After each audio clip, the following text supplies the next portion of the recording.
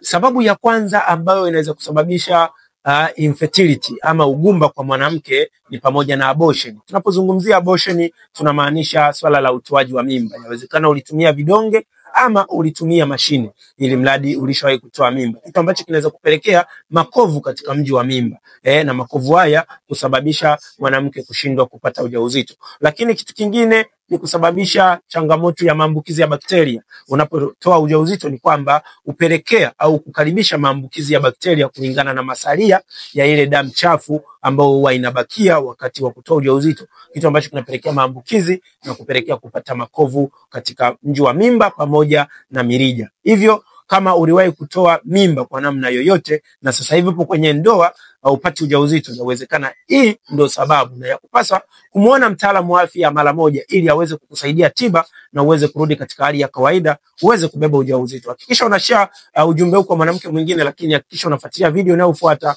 ambayo inaelezea ni sababu gani nyingine inayopelekea mwanamke kushindwa kupata ujauzito.